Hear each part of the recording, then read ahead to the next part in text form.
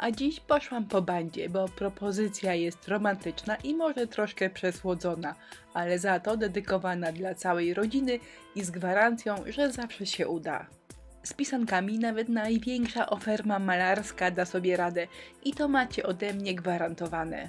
Bo przy pisankach im bardziej krzywo, im bardziej różnorodnie, tym fajniej i naturalniej wszystko będzie wyglądało.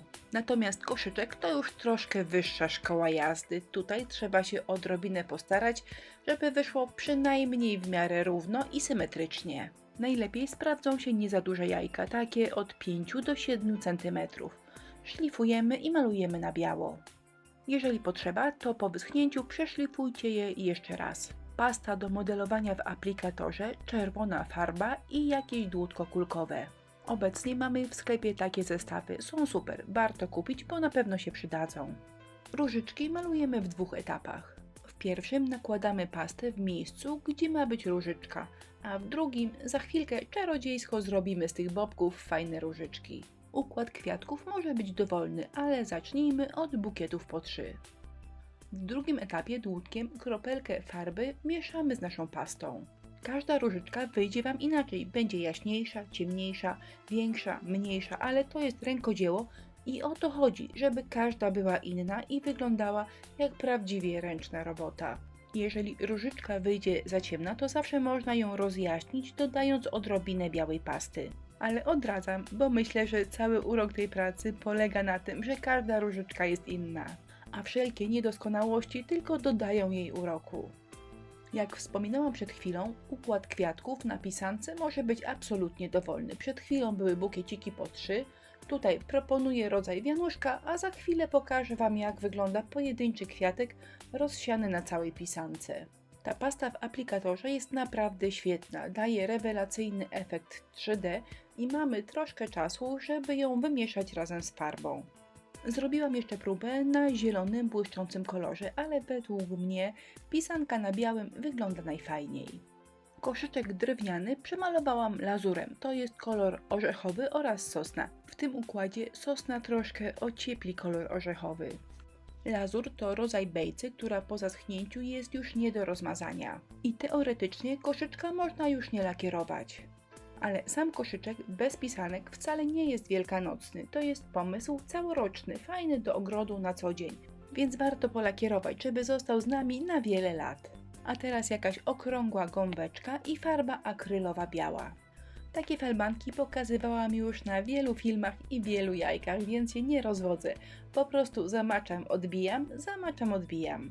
I falbankę można już właściwie zostawić tak, ale jeżeli macie jeszcze ochotę na chwilę zabawy, to znowu dłutka kulkowe i robimy kropeczki. Ja używam kilku dłutek, większe kropki robię większym dłutkiem, a te mniejsze po prostu mniejszym. Ale jeżeli macie tylko jedno dłutko, to też nie szkodzi, bo pierwsza kropka po zamoczeniu w farbie jest duża, a każda następna robi się mniejsza, tak sama z siebie. Gdy farba wyschnie, znowu lecimy z różyczkami, czyli najpierw kropka pod tytułem ptaszek narobił, a potem ją kręcimy razem z czerwoną farbą. I na tym etapie różyczki nie wyglądają źle, ale będą wyglądały rewelacyjnie, gdy dorobimy im zielone listki. Wyciskam trochę farby, do tego dokładam trochę pasty, mieszam razem i listki robią się same. W kamerze po prostu nie potrafię Wam tego pokazać, ale na żywo zarówno kwiatki, jak i listki są bardzo fajnie wypukłe. Oczywiście to, ile odstają od jajeczka, zależy od tego, jak grubo nałożyłyście pasty, ale ja nakładam grubo, bo ten efekt naprawdę bardzo mi się podoba. Mam nadzieję, że to widać w kamerze, ale listki staram się malować tak, aby farba z pastą nie była idealnie wymieszana.